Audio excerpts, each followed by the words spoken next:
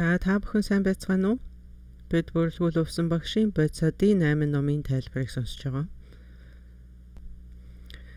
За ингээд би та бүхнээс одоо бусдыг хайрлаж суураа гэж үнэхэрийн чин сэтгэлээсээ хэлмээр байна. За ингээд тэрэн дотроо амьтай амьгүй бүх юмс уул ус цэцэг ирвэхэ бүгдийг багтаагаад хайрлаасай гэж би хүсэж байна. Түүн дотроо ялангуяа хүнийг хайрлаж сураа гэж би та бүхнээс хүсэж байна. За ингээд хүмүүс дотроо гэх юм бол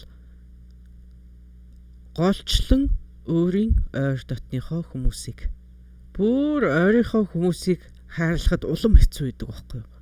Тэднүүстэй хүмүүс илүү хатуу ханддаг. Бүр л илүү хатуу хандаад ах шинжтэй. За тэгэхээр та бүхэн ойлгосон бах юуны төрөн хүмүүсийг хайрлах, тэрэн дотроо мэддэг хүмүүсээ хайрлах, тэгээд бүр илүү өөрийнхөө хамгийн эргэн тойрны ойр дотны хүмүүсийг хайрлаж сурах хэрэгтэй. Тэгээ яагаад таны таньдаг хүмүүс, мэддэг хүмүүс гэж голж ийнэ гэвэл тэр хүмүүс л таны зүрхийг хагалж мэддэг хүмүүс байхгүй юу? За тэгээ бүр нарийн ярих юм бол ойр дотны хүн хань ижил юу гэдгийг. Тэгвэл би энд бэлгүүнтэй хайрыг ярьж байгаа юм шүү дээ. Тийм муухгаар хөтлөгдсөн хайрыг би энд яриаггүй байна. Танихгүй хүнийг огт танихгүй мэдхгүй хүнийг хайрлах илүү амархан байдаг байна шүү дээ. Яг таньдаг хүмүүсээ л хайрлах үнэхээр хэцүү байдаг байна. Тэгэхээр энэ хичээлийг сонсч дуусаад та бүхэн гэр бүлийнхэн дээрээ хайрыг дадуулах хэрэгтэй. Хэрэг амжилт олох нь ухаар хайрыг яг тэдэн дээр дадуул. За ингээд одоо бид энэ хүмүүсийн асуусан асуултанд хариулна. Эхний асуулт. За Римбучи, энэ яагаад жаргахын тулд бид зовх хэрэгтэй гэж та яриад байгаа юм бэ? Би бол үнэхээр жаргалтай байна. Надад зовлонгийн хэрэг алгаа. Тэгээд би жаргалтай байгаа учраас би өөртөө үнэхээр жаргалтай байгаа учраас надад уурлахч, үзэн ядахч, дургуутсах тийм шаардлага гарахгүй байна. Би бол аз жаргалтай хүн. Тэгэхээр яагаад та жаргал үед зовлон байж жаргал гарч ирнэ гэж яриад байгаа. Тэрийг чинь би юус ойлгохгүй байна гэсэн асуулт байна. За хайр гэдэг бол бидний өгийн мөн чанар. Бид ямар ч шалтгаангүйгээр хайрлах тийм мөн чанартай. Бид хайрын мөн чанартай. Тэгэхдээ бидэнд бас шалтгаантай хайр гэж байдаг бах юм. Ямар нэгэн шалтгаанд дулдуйдж гарч ирдэг аз жаргал гэж бас байх юм. Тэгэхээр бидний өгийн мөн чанар маань хайрын мөн чанартай юм чинь бид ингээд хязгааргүй мөнхийн ийм хайрын думбсан ийм байдалтай байх бололцоотой юм үг нь.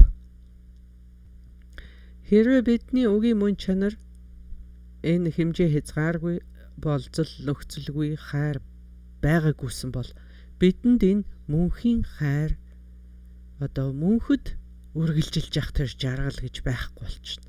Тэрийг ч л биднээс уг нь гээрл гэж нэрлэдэг байгаа юм л та. Тэгээ үүний зэрэгцээгээр хэрвээ бид гүнзгий шинжилэл хийхгүйгээр зүгээр өнгөцхөн харах юм бол заримдаа зовлон ч гэсэн бидний мөн чанарын нэг хэсэг шиг харагдаад идэг. Гэхдээ зовлон бол бидний өгийн мөн чанар биш. Энэ бол нөхцөлдмөл чанар юм аа. Тэгэхээр хэрвээ зовлон бидний өгийн мөн чанар байсан бол бид тэрнээс хизээч чөлөөлөгдөхгүй, хизээч тэрнээс алж чадахгүй. За тэгэхээр үндсэндээ бол ингэж ойлгох нь л дээ. Зовлон бол зөвхөн нөхцөлдмөл зовлон. Нөхцөл болзолгүй зовлон гэж байдаггүй байх. Тэгвэл жаргал нөхцөлдмөл жаргал, нөхцөл болзолгүй жаргал гэж байна. Тэгэхээр харж байгаа үз яг энэ нөхцөлдмөл төвшөндөө бол зовлон, жаргал хоёулаа адилхан байх нь шүү дээ. Яг энэ төвшөнд. Харин тэр яг бүр гүнзгий үг язгууртаа хүрэхээр зовлон гэж байхгүй. Жаргалын мөн чанарт. Энэ бидэнд илэрхий харагдаад байгаа, илэрхий мэдрэгдээд байгаа энэ өнгөц төвшөндөө одоо нөхцөлтмөл, зовлон, нөхцөлтмөл, жаргал гэж байгаа. Энэ хоёр чинь нэг юмны хоёр тал мэт харагдаж байгаа юм. Тэгээд бидний сэтгэлийн гүний тэр хамгийн нөхцөл болзолгүй аз жаргалыг бид буддизмд бурханлаг чанар, бидний язгуурын сайн сайхан амар амгалан гэж нэрлэдэг. Тэгэхээр энэ нөхцөлтмөл одоогийн бидний энэ байж байгаа төвшөнд нөхцөлтмөл, зовлон, нөхцөлтмөл, жаргал гэж байна гэсэн шүү дээ.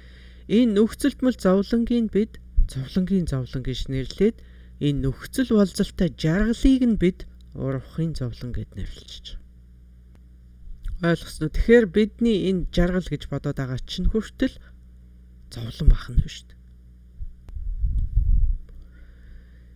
Тэгэхээр жаргалыг ойлгохын тулд зовлонг ойлгох хэрэгтэй. Жаргахын тулд зовх хэрэгтэй гэдэг нь одоо тийм биш юм шүү дээ гэж харагдаж байгаа боловч том зургаар нь хараад үзэх юм бол үнний хувинд байгаа. За жишээлх юм бол саяхан би нэг удаа энэ Италид нэг маш сайхан зочдуудад зочилж үзсэн. Тэнд ингээд маш сайхан ийм усан сантай эрдэс тусаар дүүргэсэн тийм халуун одоо тийм булгийн усаар дүүргэсэн тийм усан сантай. Тэгээ тэр усных нь одоо халуун нь 35 градус билүү дээ.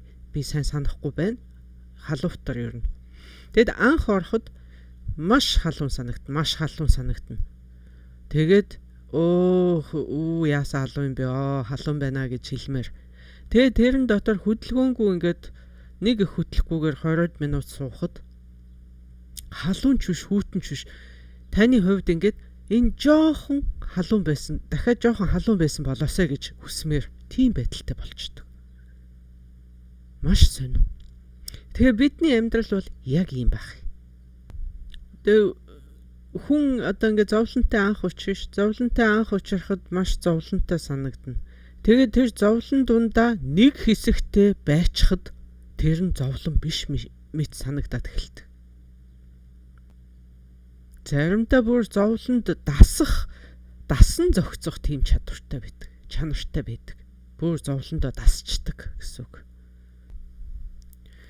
Тэгэхээр чи одоо надад хоёр сонголт гарч ирж. Би эсвэл илүү халаагаад өгөөч гэж хүснэ, эсвэл би хүүтэн усанд орно. Хүүтэн усанд орох чи одоо эхний хэдэн минутанд зовлон л үсттэй. Зовлон шүү дээ хүүтэн усан дотор сэлживэл. Тэгээд буцаад халуун ус руу ороход гүмэн сайхан санагдана да. Жаргал гэж санагдсан шүү дээ. За тэгэхээр энд халуун усан жаргал, хүүтэн усан зовлон гэд бодчих л да. Биднээс эхлээд халуун усанд ороход сайхан жаргалтай байсан. Жохон байжгаад тэр тийм сайхан халуун биш мэт санагдаад эхэлчихэж байгаа. Тэгээд биднээс яг загас шиг хүүтэн усан дотор ингээд шумбаж ороос хэлэхэд өстэй эхний хэдэн минут бол маш хүүтэн дараад одоо зовж байгаа мэт болно шүү дээ. Тэгээд дараа нь бүлээн ус руу ороход үнэн таашаалтай жаргаж байгаа мэт болдог байна. Яасан сайхан юм бэ? Энэ үн шиг жаргал алгаа гэж хэлсэн шүү дээ биднээс. Заримдаа бидний зовлон жаргалыг олж харахад бидэнд тустай байдаг. Чи зовж иж жаргал гэдгийг ойлгодог. Жаргал гэж юу юм бэ гэдэг. Уг нь бол ингээд бодоод үзэхэд жаргалаас л улам их жаргал ундраад баймар тий. Гэтэл зовж исэн хүн жаргалыг ойлгож. Яг л улаан лойлноос улаан лойл гарна, тэрнээс дахиад улаан лойл гарна гэдэг логиктой л яг адилхан шүү дээ. Улаан лойл таарахад хизээч та төмс авахгүй. Гэдэгтэй л адилхан баймар үг нь. Тэрнтэй адилхан би ингээд халуун ус руу өсөрч ороод халуун усан дотор ороод халуун ус над тааламжтай байлаа. Би тэрийг халуун гэл байж байгаас л гэж бодож байгаа юм л да. Гэтэл тэр нь бидэнд халуун санагдхаа болоод эхэлдэг. Энд л учир нь байгаа. Энэ чинь яг жаргал мөн байсан бол энэ халуунаараа л байх хэвээр энэ жаргалтай л байх хэвээр. Тийм биз? Тийм биз. Одоо тэгээд бид бодоод үзэхэд жаргал бол жаргал гээл байж юмар штэ. Гэтэл чин тийм байхгүй байгаа байхгүй. Тэр халуун булгийн усанд ороход над яг тиймс. Эхлээд ороход ерөөсөө энэ ертөнц дээр хамгийн сайхан юм тэр халуун бүлийн одоо бүх юмыг мэдэрч штэ. Бүгдийг мэдрээд яасан сайхан. Хэсэг хугацааны дараа надад тийм халуун байхаа санагдгаа болчихж байгаа. Тийм сайхан мэдрэмж байхаа болчихж байгаа. Тэр усны температур өөрчлөгдсөн үг л өөрчлөгдөв. Бидний бие ийм сонирн байхгүй юу? Бидний бие махбод.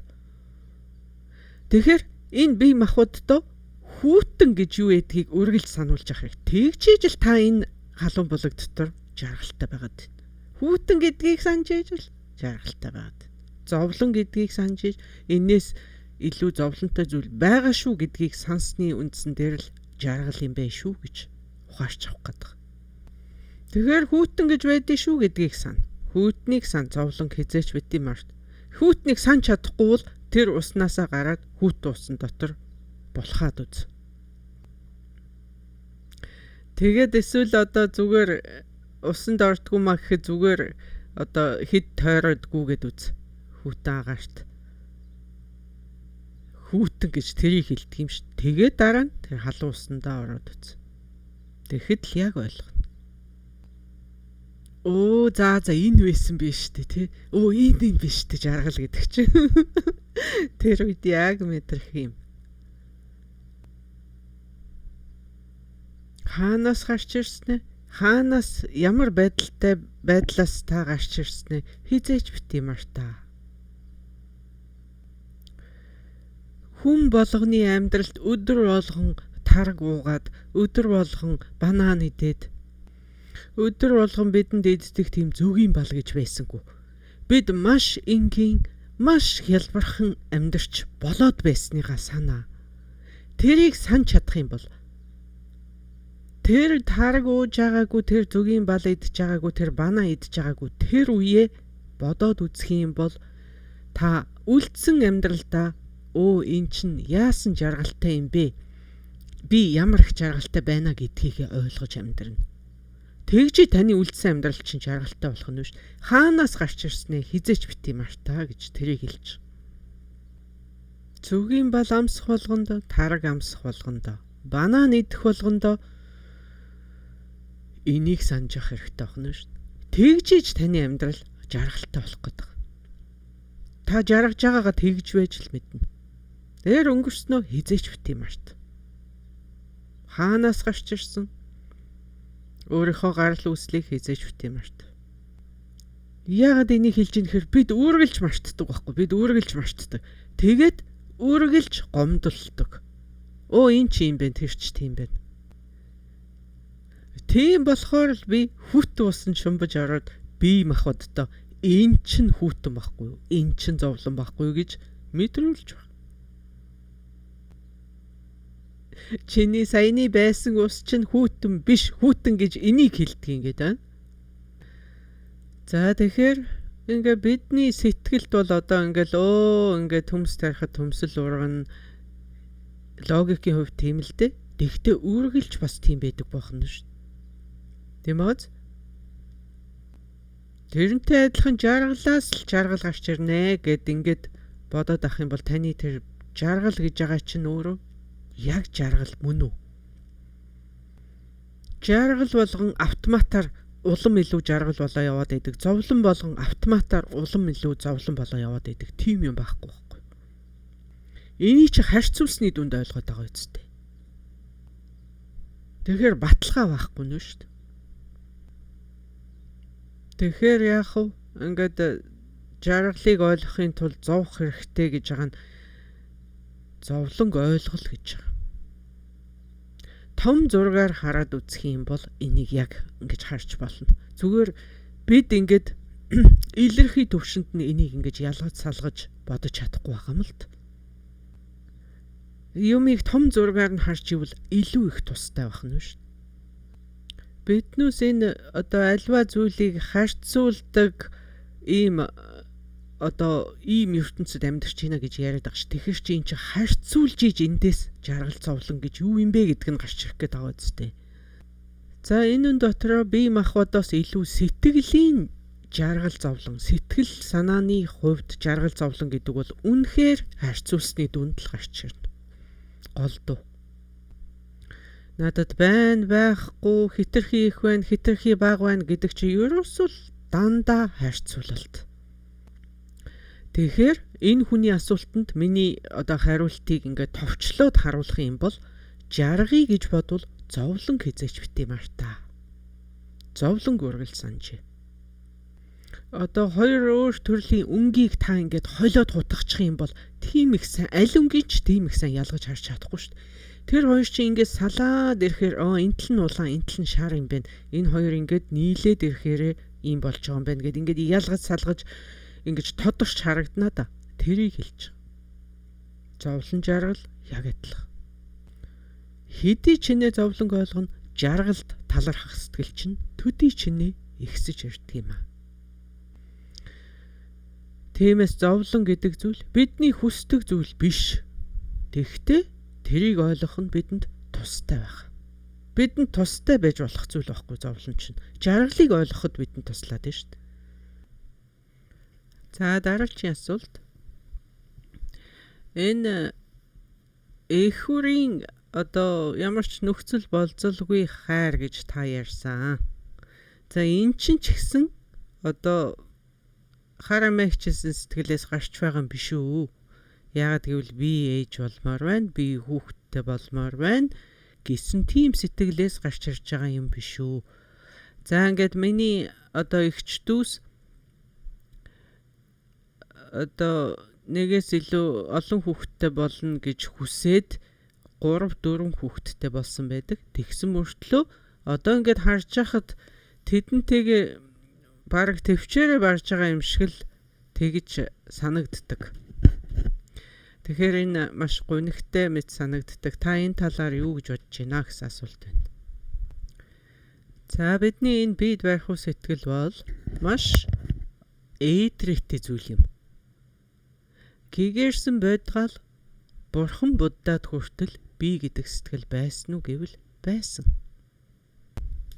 За ингээд их хүрийн хайр бол одоо нөхцөл болцолгүй хайр гэж би ярьсан. Тэгтээ тэнд бас л багчгсан нөхцөл болцол бол байгаа.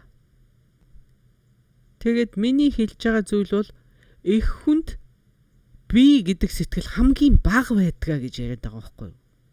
Бараг байхгүй шахам бүр одоо би гэж байхгүй шахам хамгийн доод зэгт хүрдэг нь эхийн сэтгэл байдаг юм а гэж. Гэгээр хүртлээ шүү дээ. Гэгээр хүртлээ. Тэгэхээр нөхцөл багтай гэдэг нь бараг нөхцөлтмөл биш. Тэгтэл маш бага нөхцөл тэнд байгаа гэсэн. Тэгэхээр хүсэж ингэж олон хүүхэдтэй болцоход тэгээд тэдэнтэйгээ төвчээртэй хандаж чадахгүй ингээд одоо төвчээрээр барж байгаа хүмүүсийн хувьд хүүхэд жоохон байх тусмаа асуухт биднээс одоо шаарддаг юм нь бага байдаг. Яагаад гэвэл тэд бага байх тусмаа зөвхөн одоо хамгийн наад захын амжиргааны зүйлийг л биднээс нэгдэг. Харин томроод ирэх тусмаа тэдэнд илүү жирийн амжиргаанаас хамаагүй илүү янз бүрийн зүйл хэрэгтэй болдог байна. Тэгээд нялх хүүхдийг та нар бодоод үзэлтэй эдэн баан унтна. Тэгэл болоо шүү дээ. Олон юм шаардлагагүй. Тэгэл биднээс асууж байгаа юм нь асуугч гэжтэй бидэнд л уйлна. Ойрлно, чарлна. Тэр л асууж байгаа нь тэр шүү дээ. Хам даваачаад хийцсэн юм шиг орилдог үсттэй хүүхдүүд тэгжиж биднээс юу хүсэж байгаагаа олж авдаг. Заримдаа ойролж чарлсаар байгаад хөхөрцөн байдаг үсттэй. За тэгвэл томрох тусмаа танаас маш өөр олон зүйлийг нэхэж эхэлдэг. За тэгээ пицца нэхэн, донатс нэхэн, Макдоналдс нэхэн. Тэгээ иймч тоглоом, тиймч тоглоом, иймч онгоц, тиймч машин гэд. За тэгээд тэрнээс илүү бүр том болоод ирэхээр янз бүрийн хувцс хунар нэхэн, гар утас нэхэн, найз нөхөд инээ тэрэ.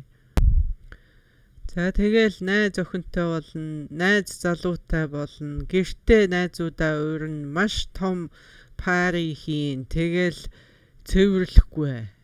Бөмбөг дэлбэлээд тэслээ ицсэн юм шиг болгоо ичнэ гэр. За тэгэл шүн унтахгүй. Тэг өглөө босохгүй. Үд хүртэл унтна. Гэд 9 шидийн асуудлууд тэд гаргаж эхэлдэг. Тэг бүр маш их юм одоо асуух юм нь барагдахгүй, заяа гуйх юм нь барагдахгүй. Тэгээд заримдаа танд байхгүй юмыг хүртэл гуйна. Танд байхгүй зүйлийг чи хүртэл гуйна. Танд байхгүй зүйлийг нэхэхээр та яах юм? Хэцүү байдалд орно шүү дээ.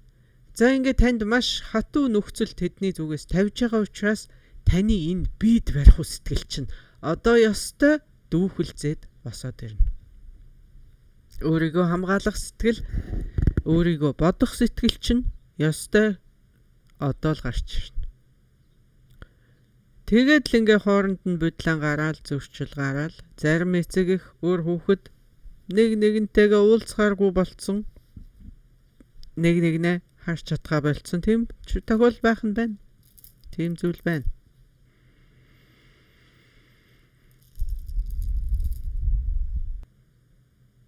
За тэгээд өөр хүүхдүүд нь эцэг эхийгээ хитрхи их сорилтонд оруулаад хитрхи их сориод байх юм бол тэгээд тэд одоо баг харахаас тангараг тасарна гэдэг үлээ баг тиймэрхүү юм болох нь бол. Тэгэхээр одоо энэ төвчээр барж ийн гэсэн асуулт байгаа шүү дээ. Тэр чинь энэ тэр талаар одоо миний тайлбар энэ юм аа. Яагаад тэдний хооронд тийм асуудал гардаг вэ гэвэл нөгөө л бие чинь, нөгөө л бид барих уу чинь. Энд аль алинд нь байгаад байна шүү дээ. Тэгэд одоо танд үнэхээр байнга төвөг учруулаад төвөг тариад тэгээд таныг өчүүхэнж хүндэлж хайрлах сэтгэл байхгүй байгаа тийм хүүхдэд үнэхээр одоо миний энэ бид барих сэтгэл гарахаас биш аргагүй юм. Баг саг жижиг сажиг ийм нөхцөл байдалд бидний энэ бид барих урах нь баг байдаг байна. Эцэг их өөр хүүхдтэй тодорхой хэмжээгээр төвчээртэй хандж байгаа. Жижиг зүйл дээр бол тэгж их айхтар зөрчил гарахгүй байгаа. Харин том асуудал босож ирэхэд ерөөсөө та маш их гомдож байгаа учраас дахиад харахыг хүсэхгүй болтлоо. Тангараг тасрах дээр хурж байгаа юм л да. За тэгэхээр миний та бүхэнд ярьдаг тэрхийн хайр бол одоо тэр бид барих үн хамгийн дооцогтой хүртэл багассан тийм хайрыг хэлж байгаа. Тэгэхдээ тэнд чинь дооцогтой хүртэл гэсэн болохоос биш тэр огт бид барих огт байхгүй гэж хэлээг байгаа. Стил багч гисэн байж л баг. Бидэнд гэгээр хүртэл байж л баг. Тийм нөхцөл болзол байгаа бол нөхцөл өөрчлөгдөхөд таны энэ хайрч гисэн тэрийг дагаад өөрчлөгдөж байна гэсэн. Тэгэхээр та нар бодоод үзэлтэй. Эхийн хайр ингэж өөрчлөгдөж өөр хүүхдтэй ууралж гомдож ингэж болж яхад бусад хайрын талаар ярих юм байхгүй шүү дээ. Бусад хайр одоо эхнэр нөхөр найзлуу найз эмэгтэй хайр ялгаа байхгүй шүү дээ. Тэрэнд бол ярих юм байхгүй шүү дээ. Хайртай байснаа хайргүй болчлаа яасан гачин гэх тийм зүйл бол байхгүй шүү дээ. Эхийн хайр гэдэг хайрын дундаа хамгийн хүчтэй хайр. Тэгсэн хэрвээ та үнэхэрийн зогсоо чөлөөгүй тэрийг ингээд сорилтонд оруулаад тэрийг ингээд зогсоо чөлөөгүй ингээд зовоогоод ингээд байх юм бол эхийн хайр ч гэсэн арилж болдог байх юм аа. Тэгэхээр бусад хайрыг яриад ах хэрэг алгагүй шүү дээ. Нөхцөл байдлыг тэгэхээр хүндэлж явахаас шаарга болж бид энэ үеийн орчлонд амьдарч байна. Бид энэ нөхцөлдмөл орчлонд амьдарч байна. Тэгэхээр нөхцөл болцлыг бид хүндлэхээс биш арга байхгүй. Тэгээ зогсохгүй бусдыг бид хүндэлж сурах хэрэгтэй байна.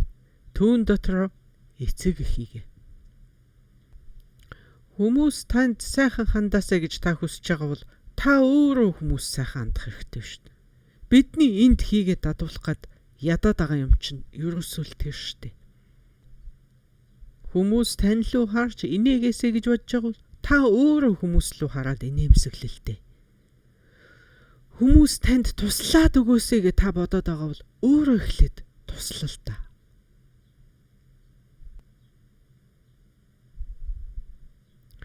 Бусдаас жаргалыг хүсэж байгаа бол бусдад эхлээд жаргалыг өгөө. Энийг чинь л бид үеийн ертөнц, үеийн оршихуй, нөхцөл төмөл оршихуй гэж яриад байна шүү дээ. Юу өгн түүнийг л авна. Юу тарина түүнийг л хураана гэж. Тэгэхээр та сайн сайхныг хүсчихвэл юу хүсэж чинь тэрийг л өгөөд бай. Энээс илүү арга яг одоогоор бидэнд алга. Уушлаарай. Тэгтэл бидэнд энээс дээр арга зам алгаа. За дараагийн асуулт. За энэ бол маш урт асуулт байна. Тэгээд юу асууж байгааг нэг их сайн ойлгосонгүй. Тэгтээ хэрвээ би миний карма маш сайн байх юм бол одоо бүр сайндаа бүр маш сайн байх юм бол бидэнд ийм муу зүйл тохиолдохгүй шүү дээ. Муу зүйлс зовлон тохиолдохгүй бол бид яаж зовлон байж жаргал байна гэдэг байгаа шүү дээ. Бидэнд зовлон байхгүй тийм сайн карматай байвал бид яах юм бэ гэсэн асуулт юм шиг байна. Өөрөөр хэлбэл биднийг одоо гомдоох тийм муу хүмүүс бидэнд муу хор хүргэх тийм хүмүүс бидний амьдралд тохиолдохгүй шүү дээ. Яагаад гэвэл бидэнд сайн карма байгаа учраас. Тэгэхээр ийм тохиолдолд яах юм бэ гэсэн асуулт юм шиг байна. За ингээд бидний амьдралд энэ үеийн үр гэдэг бол үнэхэрийн хамгийн нууц талд яаж ч ойлгохын аргагүй тийм зүйл байдаг. Тэгэхээр яг бид ямар үйлээр ийм байгаагаа мэдхийн арга бидэнд байхгүй. Мэдэх арга байхгүй. Энийг бол Бурхны бүхнийг болгогчийн бэлгүүнээр л мэдэж болно. Тэгэхээр үеийн үрийг бол бид ерөөсө таамаглаж болно. Би урд нь ийм юм хийжсэн байж тээ тэгээ би ингэж штэ л гэж. Яг хизээ хаана хинт яатсныга тэрийг мэдэх бол үнэхээр ямаргүй. Тэгэхээр бидний амьдралд биш тээ тохиолж байгаа энэ бүх юмнууд чинь үйлээр тохиолж байгаа биш. Бидэнд ямар ч үеийн холбоосгүй тийм зүйлс бас тохиолдох бололцоотой. Тэгэхээр яг аль нь үйлээр биш гэдгийг хэлэх амаргүй байхгүй. Танд одоо ингээд үйл нь байна. Тэгтээ тэнд чинь өшөө мянга сая нөхцлүүд бүрдчихийч тэр чинь боловсроод байгаа шүү дээ. Тэгэхээр чи тэр нөхцлүүд ямар байхыг бид мэдэхгүй байхгүй юу? Тэр нөхцөл гарч ирч болно, бүрдэж болно, бүрдэхгүй байж болно. Тэгэхээр энэ болж байгаа үйл явдлын яг үйл нь энэ юм байна, нөхцөл нь энэ юм байна гэд энэ заагийг олж харах хэцүү байхгүй юу? Энэ бараг л боломжгүй асуудал. Зааглан харж чадахгүй байна. За энэ бүх эдрэтийн юмыг чинь л одоо энэ нь ингээд тэр нь тэгээд тийм үед тэгээд энэ болж байна гэдгийг ерөөсөө одоо эгэлчээрийн сэтгэлээр мэдэх арга байхгүй маа гэж. Зөвхөн Бурхны бүхнийг болгогчийн бэлгүүнээр л энийг мэдэх бололцоотой маа. Тэгэхээр энэ асуултанд би одоо ингээд муу хүмүүстэй очих муу зүйл надад тохиолдох тийм кармаг үуч байлаа гэсэн би тэднийг ингээ хайгаад явж явах хэрэгтэй юм уу? Зовхгүйгээр жарахгүй гэхэр ч одоо яах хэрэгтэй юм бэ гэсэн асуулт байгаа шүү дээ. Тэгэхээр танд тэдгээрийг хайж явах хэрэг байхгүй. Тэгэхээр одоо энэ муу хүмүүс, муу нөхцөл байдал гэдэг чинь ерөөсөө угаасаа бүтцэн муу хүн гэж ерөөсөө байдаггүй. Одоо жишээлбэл нэг хүнд гэхэд л маш олон талууд байдаг байна шүү дээ. Маш олон чанарууд. би гэхэд л одоо би мууч хүн байх бололцоотой, би сайн ч хүн байх. Тэр бүх бололцоо чадвар над агуулгагдчихэдэг угаасаа. Тэгэхээр эн чинь угаасаа л өөрчлөгдөшгүй муу туршсан муу хүн, муу юм хийгээд яваад идэг муу хүн гэж байдаггүй байх. Тэр бүхэн ямар байдлаар болж ийна гэхээр нөхцөл байдлаас шалтгаалж болоод байгаа.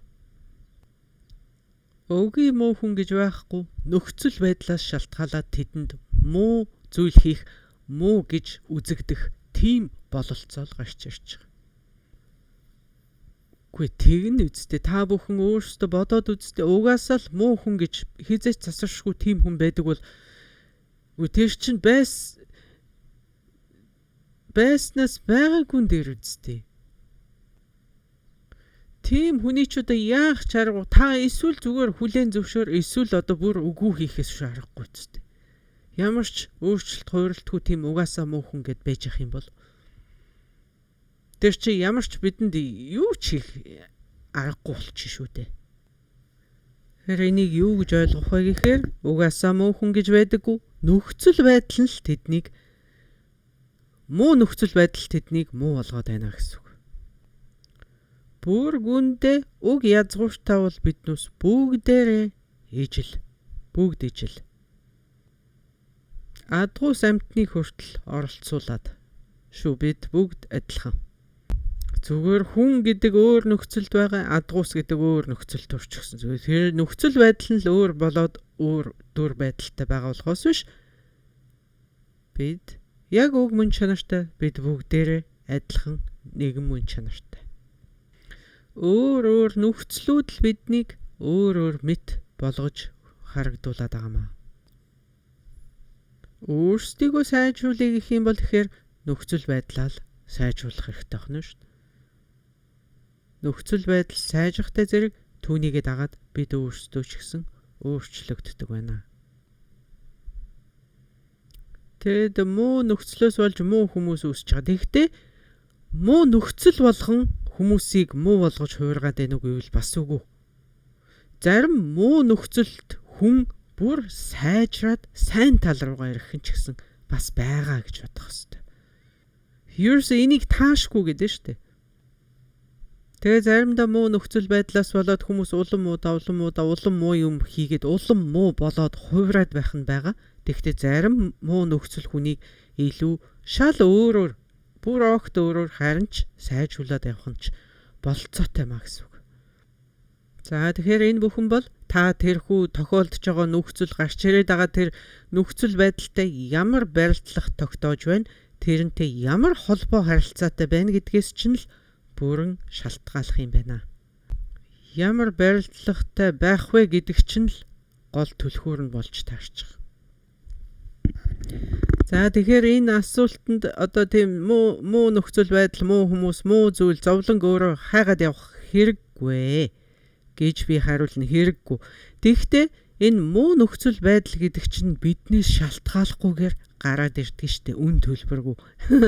Муу нөхцөл байдал, муу хүмүүс гэдэг чинь ямар ч үн төлбөр төлөх шаардлагагүй ингээд аяараа гараад ирээд биднээс шалтгааллахгүй.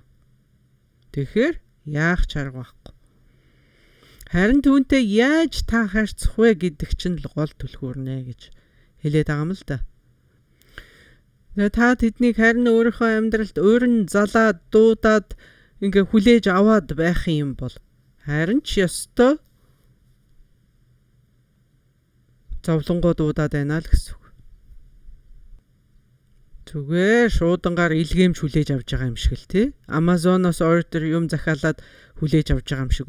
Сайхан ингээд багцаар нь ураад хүлээж аваад ингээд байх юм бол харин ч таны амьдралд мундахгүй гэсэн үг.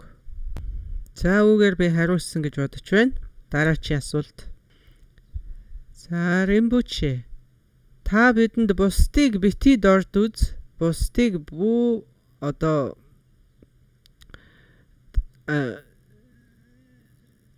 доош нь хий гэж те. Бүү доош нь хий энэ дадлагаараа одоо бүү доош нь хий гэж ингэж та загсан. Биднээс одоо энэ өөрсдийнхөө дадлагаар бусдыг уйраавал илүү дээр юм биш үү гэсэн тэдэнд одоо уярал бишрэл төрүүлвэл илүү ашигтай юм биш үү гэсэн асуулт байна. За энэ асуулт бол нөгөө өөртөө дадуулаарай. Бусдад бити одоо бусдад мэдэгдэлгүй өөртөө нууцаар дадуулаарай гэж хэлснээс болоод ингэж асуусан юм шиг байна. Тэгэхээр за ингээд миний хичээлд би одоо хүмүүст хэлдэг юм юу вэ гэвэл өөрийгөө өөрчлөх нь хамгийн дээр шүү. Бусдыг өөрчлснөөс өөрийгөө өөрчлөх нь хамаагүй дээр шүү. За тэгвэл бусдад бол туслахаас бүү татгалзаарай гэж би дандаа заадаг. Тэгэхээр хэрвээ эн чинь бусдад тустай байх юм бол та бас тэдэнд энэ дадлагыг зааж хэлж өгж болно. Яагад гэвэл өөрийгөө өөрчлөнө гэдэг чинь бэлгүүн юм, бусдад туслана гэдэг чинь арга юм. Арга бэлэг хоёр чинь ийм нэгдэлтэй байдаг юм аа. Та бүхэн анзаарсан биш, бусдад тусалж болно гэж байгаа болохоос биш, бусдыг өөрчилж болно гэж би хэлээгүй ш.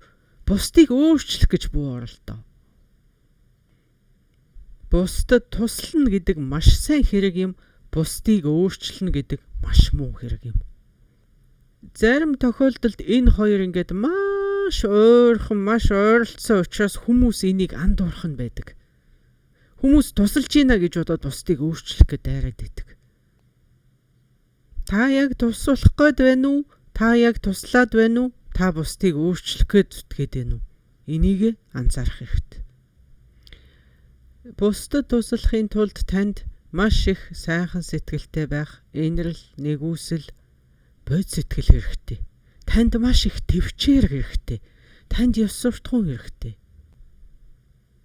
Ялангуяа маш их төвчээр хэрэгтэй.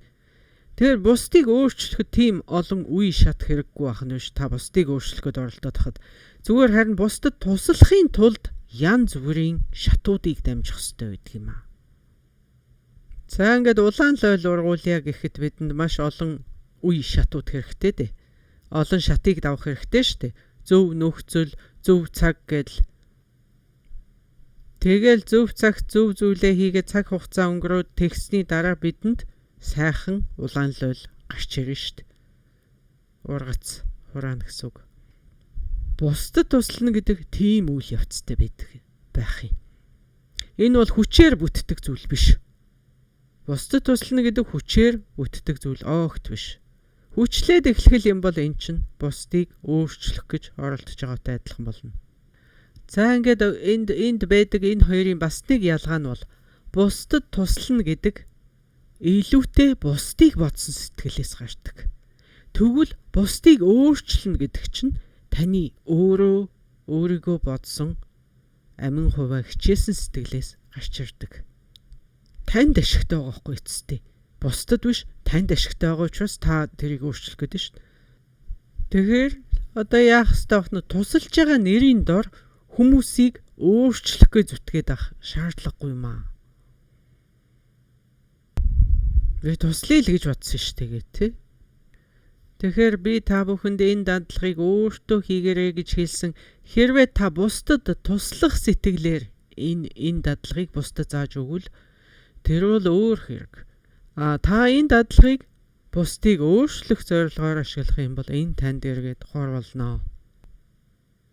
Мэдлэг байдлаар, мэргэн ухааны байдлаар бусдад энийг таниулж, энийг бусдад дамжуулж бололгүй яах вэ?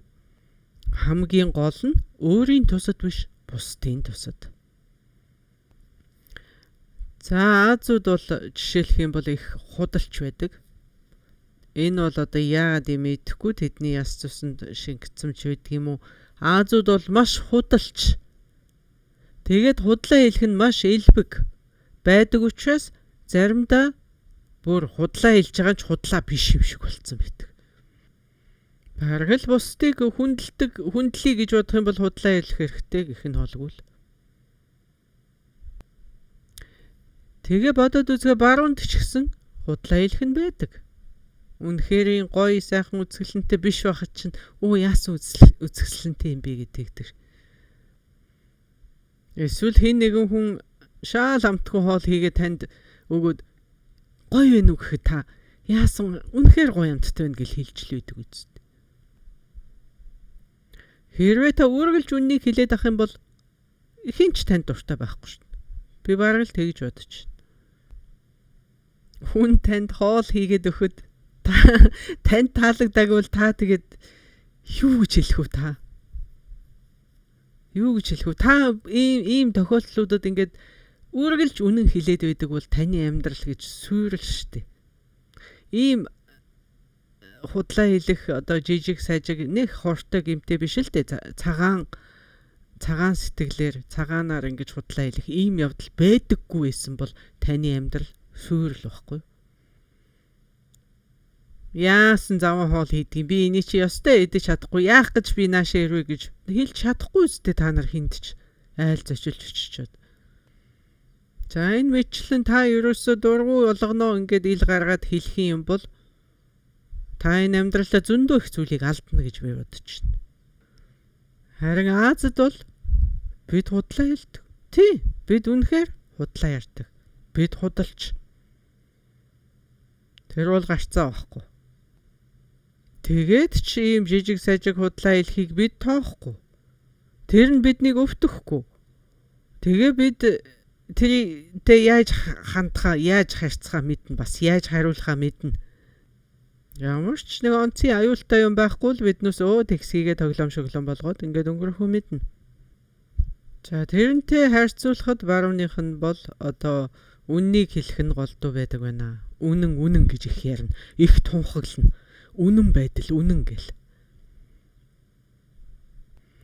Тэгээ бодоод үзэхээр Азууд маш аргын тал, барууныхан бол бэлгийн тал ч юм шиг тий. Аль нь яг зөв вэ? Үннийг хэлээд байх нь зөв юм уу? Худал хэлэх нь зөв юм уу? За энэ асуултыг өөрөөр тавья л да. Худлаа хэлэх, үннийг хэлэх хоёрын аль нь илүү их нүгэлтэй юм бэ гэж тэгвэл. Худлаа хэлэх нь нүгэл юм уу? Үннийг үнээр нь хэлэх нь нүгэл юм уу? Худлаа хэлэх нүгэл гэдэг нь гарцаа байхгүй. Тэгэхдээ заримдаа үннийг хэлнэ гэдэг маш аюултайч байх бололцоотой. Маш аюултай. Нэг үнэн хүн төрлөختнийг тэр чигээр нь устгах аюултай шүү дээ. Баргал. Нэг үнэн нэг улсыг тэр чигээр нь арчхад ч гэсэн хүргэж болно шүү дээ. Энэ бол боломжтой, бүрэн боломжтой. Тэгэхэд чинь тийм хүмүүс байдаг шүү дээ. Би үннийг хэлсэн. Энэ бол үнэн гарцаа байхгүй. Тэгэхээр юу болох нь хамаагүй надад гэж цээжэд илтдэг тийм хүмүүс байдаг. Энэ ч нь вэ штэ. Энэ үннийг хитрхи ингэж баримталж байгаа чинь таны эго гэж байгаа байхгүй. За ингээд одоо харахад вэ штэ. Азад худлаа хэлж байгаа нь өөртөө ашигтай байгаа учраас худлаа хэлж байгаа. Тэгвэл баруунд үннийг хэлж байгаа нь өөртөө ашигтай байгаа учраас бас үннийг хэлж байгаа. Бас л өөрийгөө бодсон сэтгэл байгааз. Тэгэхээр чи ямар ялгаа вэ? Ямар ялгаа байгаа энд? Алийн буруу, алийн зөв гэх юм. Үнэн гэдэг нэрийн дор үннийг гаргаж ирээд батлаад үзүүлээд тэрнийхээ хариуд маш олон хүний амьдралыг сүрүүлж болж шít. За ингээд та заргалтад шүүхэд очиж болно. Үннийг хэлчих. Минийх үнэн гэд. За тэгээд үнэн ялж магадгүй. Тэр худал хэлсэн хүн ялагдаж магадгүй. Энэ ертөнцөд шүү дээ. Тэгвэл үеийн өрийн хуулиар аваад үсэх юм бол тэг ялсан нь ялагдал, ялагдсан нь ялалтч байж мэд. Энд би та нарыг худлаа хэлэх нь зөв, үнэн хэлэх нь буруу гэж хэлж байгаа биш үү? Би ерөөсөө ямар ч хичээлийг туйлын зөв, туйлын буруу гэж заадаггүй. Энийг наантай цаантай ойлгоорой гэж би дандаа загтаг баха. Та үнэн ч ярьж исэн, худлаа ч ярьж исэн, юуг анхаарах вэ гэх юм бол өөрийнхөө сэтлийг анхаараа. Сэтэл чинь ямар вэ? Цаана нь хохирогч нь ямар байна? Хэд байгаад вэ хохирогч нь? Та бусдыг хохирохгүй гэсэндээ худлаа хэлээд өнгөрч гин үү? Эсвэл та бусдыг хохироох гэд худлаа хэлж гин үү?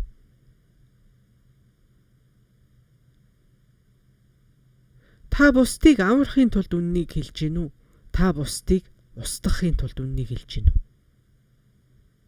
Цаад гарах хохирлыг нь бодох хэрэгтэй. Өөрийнхөө сэдлийг бодох хэрэгтэй. Би энийг өөрийнхөө төлөө хийгээд байна уу? Би бусдын төлөө хийгээд байна уу? Тэгэхээр үйлийн өөрийн хуулийг ойлгоогүйгээр ерөөсө үнэн ч хэлж байгаа нь худлаач хэлж байгаа нь сэдэл буруу байх юм бол тэр чин тэр чигээрээ буруу зүйл болоо явчихна. Тэгэх юм бол бидний энэ үннийг хэлээд байгаа чинь ч гэсэн буруу арга болоод явчих. Хэлэн сулаа явчих. Бурхан багш хүртэл анх гэгэрчэд үннийг яг үннээр нь харчаад хинт ч хэлээгүй шүү дээ. Хинт ч хэлээгүй байхгүй. Яагаад гэвэл хинт би энийг хэлэх юм. Хин энийг ойлгож хүлээж авах юм. Хинт ч хэлээгүй. 49 хоног ном заагаагүй. Зүгээр би тэнд зүгээр бяцлаглаа хийгэн мөрөөр байж идаа гэж. Түүний олж нээсэн энэ үнэн бол ерөөсө байж бол хамгийн том үнэн. Хамгийн туйлын үннийг тэр олсон байхгүй. Ингээд тэнгэр хурмаст барахман номоо айлдаач гэж одоо айлтгал тайлбах хүртэл ном заагаагүй. Тэгээд номоо зааж эхэлснийхаа дараа ч гэсэн Бурхан Будда яаж заасан бэ гэвэл шууд заагаагүй байхгүй. Алхамаар багаар алхам шат ахиулан байж заасан юм. Үнний өчүүхэн хэсгийг эхлээд хэлээд дараа нь жоохон хэсгийг нэмж хэлээд тэгээд ингэж багаар ингэсээр байгаад хамгийн сүлд эцэст нь 50-ны хүртээ эргүүлэхдээ тантрын хүртийг одоо яг тэр ханцшгүй дандрын хүртийг эргүүлэх үедээ тэр буддизмыг ерөөсөө тэр чигээр нь за тэгээд хинаяна махаяна вайжраяна бүгдийг багтаагаад бүхэл зургаар нь энэ байна гэж харуулсан байхгүй. Тэгээд тарны одоо яг энэ үнэн гэдэг юм чинь бүрэн төгсөөр нь яг тэгэхэд л ингэж бүхлээр нь харуулсан байхгүй. Яагаад тэгж? Яагаад гэвэл үнэн гэдэг чинь маш их өвдөлттэй, маш их шаналгаатай. Үнэн гэдэг чинь маш эрсдэлтэй, маш аюултай, осолтой. Зарим үед үнэн гэдэг худлаа хэлхээс ч аюултай байх нь бий. Бага. Тэгэхээр та үннийг хэлхийн тухайтад хинт хэлэх үү, хизээ хэлэх үү, ямар байдлаар хэлэх үү, тэр бүхнийг ямар сэтлэр хэлэх үү, тэр бүхнийг бүгдийн нарийн тооцож хэлэх ёстой. Үргэлж үннийг ярьдаг хүн заавал хамгийн сайн хүн байх шаардлагагүй. Тийм байх албагүй. Энэ үргэлж үнийг ярьдаг шүү, энэ үнэхээр сайн хүн шүү гэж тэгж дүгнж болохгүй нэ шүү. Та бусдыг хохирогоо чамаагүй, бусдыг сөөрүүлж чамаагүй үргэлж үннийг ярьдаг байл та. Тэр чин таныг сайн хүн болохгүй гэдэг шүү. За ингээд одоо өнгөц хэсэгтээ харахад бол худлаа хэлэх нь муу, үнэн хэлэх нь сайн гэж тэгж явна. Гэхдээ худлаа хэлж байгаа хүн болгон муу хүн байна гэж байхгүй. За тэр шиг худлаа юм байхгүй. За худлаа хэлж байгаа л бол муу хүн гэж бодож болохгүй нэ шүү дээ. Тэр чинь ямар санаатай, ямар сэдэлтэй, хинт хэлж гин, хизээ хэлж гин. Яагаад гэж үргэлж асууж явах хэрэгтэй. Яагаад ингэж чинь? Яагаад худлаа хэлж чинь? Яагаад үнэ хэлж чинь? Яагаад гэж асуудаггүй бол та адгууснаас ялгаагүй гэж хэлээд нь штэ. Та адгууснаас илүү оюун санаатай хүн л юм бол яагаад гэж үргэлж асууж. Яагаад энэ хүн гэж байна? Тэгэхээр харсан болгоно, сонссон болгоно, тохиолдсон болгоно. Дүгнж, цэнгэнж, шүүмжилж ингэж одоо хариу үзүүлэхээс өмнө яагаад гэж асууж сур. Яагаад? Байдаг штэ биднээс сонсоод шууд ууралдаг, хараад шууд ууралдаг. Ямар нэг юм болох шууд ууралдаг. Шууд гомддог. Шууд шундаг. Одоо тэр үзүүлж байгаа хариу сэтгэлийнх нь хөдөлгөөнүүд нь тийм биш штэ. Энийг төрүүлэхээс өмнө яагаад гэж асуу гэдэг нь. Яагаад бид яагаад гэж асуух ёстой юм? Бидний энэ харж байгаа юмд, бидний энэ сонсож байгаа үгэнд, бидэнд энэ тохиолдоод байна гэж бодож байгаа юмд чинь үнний хувь маш бага байхгүй юу? Үнэн биш байхгүй энэ чинь. Үнэндээ үнний өчүүхэн хувь ихэнх нь 99.99% нь худлаа байна гэдэг байгаа байхгүй. Байхгүй байна. Төөрөгдөл байна. Тэгэхээр тэрэнд бүрэн итгэж болохгүй. Харсан болгондоо бүү итэг, сонссон болгондоо бүү итэг.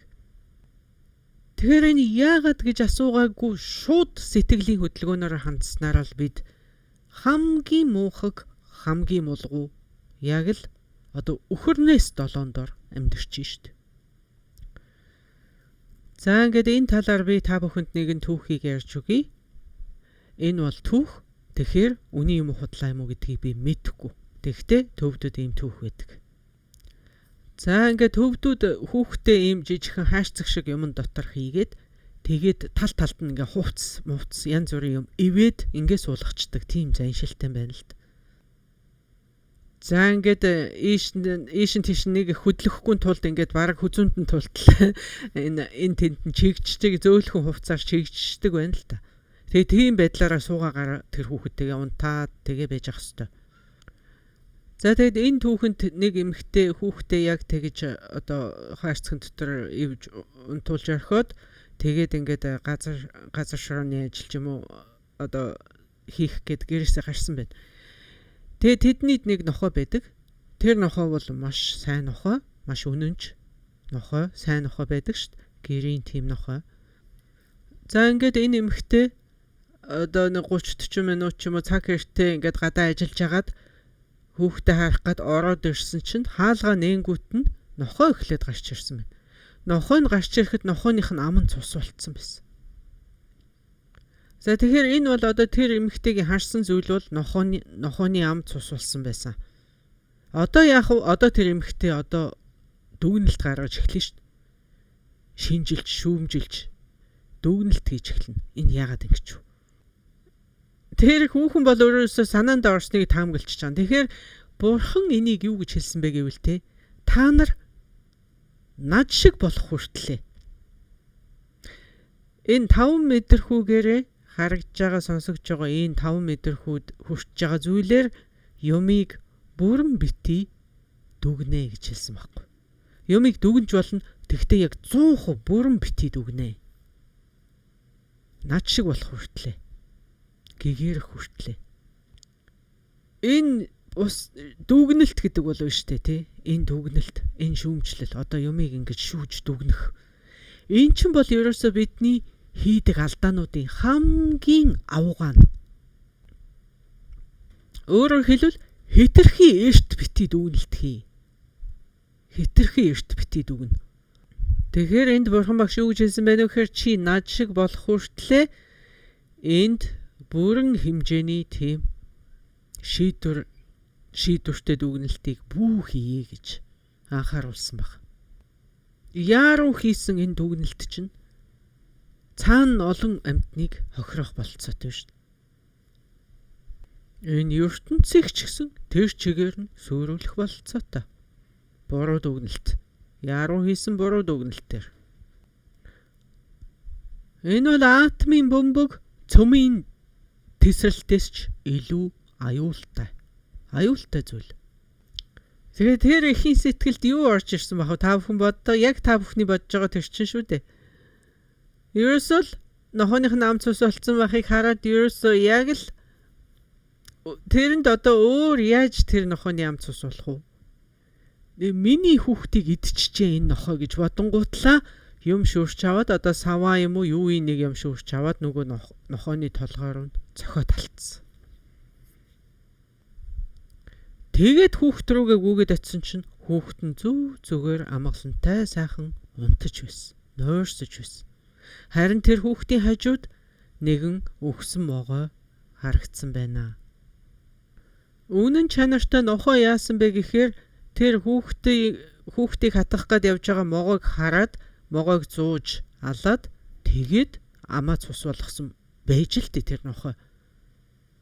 Гэтэл эн чи яаруу хийсэн дүгнэлтээр яасан тэр үнэн ч сайхан нохоогоо алаа ичиж. Тэг ингээ алаад дуусаа юу гэвэл үгүй. Одоо үлийн үрийн хариуцлага гарч ирнэ. Тэр эмэгтэй яах ёстой байсан гэхээр одоо нохооны ам цус болсныг харсан ч гэсэн эхлээд хүүхдээ очиж харах ёстой байсан байхгүй юу? Тэр эмэгтэйгийн хийсэн алдаа бол хэрвээ тэгсэн л бол хүүхдээ очиод харцсан л бол ерөөсө хариулт 100% тэнд ингээд өмнө нь байж байгаа байхгүй юу? Зүгээр ингээл харахын төдий тэр шууд бүх хариулт илхэн зураг нүдний өмнө илхэн байж хахад тэрийг харахаасаа өмнө шийдвэрээ гаргасан. Биднүүсийн энэ эго гэдэг биш үү? Бүр яг л юм байж таарна гэд бодчихдог байхгүй юу? Бүр хитрхи итгэцэн те өөрийнхөө бодолд яг тэгсэн л байж таарна гэд бодчихж байгаа. Энэ ч бидний эго байхгүй юу? Бидний энэ эго хоёр алхаад хүүхдээ харчих тийм боломжийг тэр эмэгтэйд өгөөгүй л байгаа юм л. Тэгээд хамгийн сайн үнэнч одоо бараг гэр бүлийн нэг гишүүн болчихсон нохоогоо хормын төдийд алаа хийчих. Тэр яагаад гэж асууха хизээч бити марта эхлээд асуу. Яагаад? Энэ бүхэл бүтэн дэлхийн ертөнцийн төр биш үү? Яагаад гэж асууж чадах ганц л төрөл зүйлийн амьтан байгаа нь хүн биднээс шүү дээ. Хүн л байна. Яагаад гэж асууж чадах амьтан ганцхан бид л байна. Тэгээ бид яагаад асуухгүй байгаа? Яагаад? Яагаад гэд асуучих юм бол таны харах зүйл чинь өөрчлөгдөд, таны сонсох зүйл чинь өөрчлөгдөд, таны мэдрэх зүйл чинь тэр чигээр өөрчлөгдөх гэдэг байгаа байхгүй юу? Та хариултаа олж авах гээд байгаа байхгүй юу? Тэгээ яагаад гэж асууж байгаа энэ асуулт чинь танд тэнд болж байгаа явдлыг, тэр зураглалыг илүү тод харах, илүү ойлгомжтой харах тийм болцоог танд нээж өгөх гэдэг. Зургийг бүхлээр нь харах болцоог танд өгч байгаа. Та яагаад гэж асуухгүйгээр зүгээр л харснараа дүгнээ, сонсснороо дүгнээд ингээд айрах юм бол матарнаас ялгаа байхгүй. Яг л матар. Эсвэл адгуу самтэн шиг л гэсэн. Маш аюултай. Хүн төрлөختний түүхийг хараад үз. Яагаад гэж асуулт тавиагүй тэр хүмүүс ямар их алдаа гаргасан бэ? Маш аюултай шүү дээ. Тэрэн дотроо ялангуяа удирдагчид. Одоо омгийн удирдагч, улсын удирдагч, улс төрчид, эзэн хаадууд, цэргийн жанжин, эдийн засаг санхүү баригч хүмүүс. Яагаад гэж асуухгүй байх юм бол маш аюултай. Төгсгий гэрлийн хутагт хурж Бурхны бүхнийг болгогчийн билгүүнийг олж аваагүй байгаа цагтаа та яагаад гэж асуухаа хизээч битээ мартаа. Яагаад гэдэг энэ асуулт бидний нийгмийг өөрчилнө. Бид энэ асуултыг асууснараа бэлгийн мэлмигээр харах болно юмыг. Сайхан ертөнцийг байгуулах, сайхан нийгмийг байгуулах, сайхан гэр бүл байхад ч хүртэл яагаад гэдэг энэ асуулт туслая шүү. Энэ бол тийм одоо сайхан байдалд хүрэх зам нь юм аа. Танд тавих асуулт байхгүй болсон байвал одоо ингээд ямар ч асуулт тавих хэрэггүй болсон юм биш. Хоёр л боломж байгаа. Нэг нь та төгс гэгэрсэн хүн, нэг нь та үнэхэрийн мунхгийн дээдлийн мунхаг хүн. Тийм хоёр хүнд л асуулт байхгүй.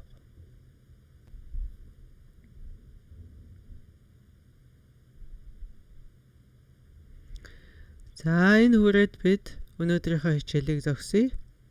Та бүхэнд баярлалаа. Дараагийн хичээл дээр эргэн золгоцгоё. Баяртай.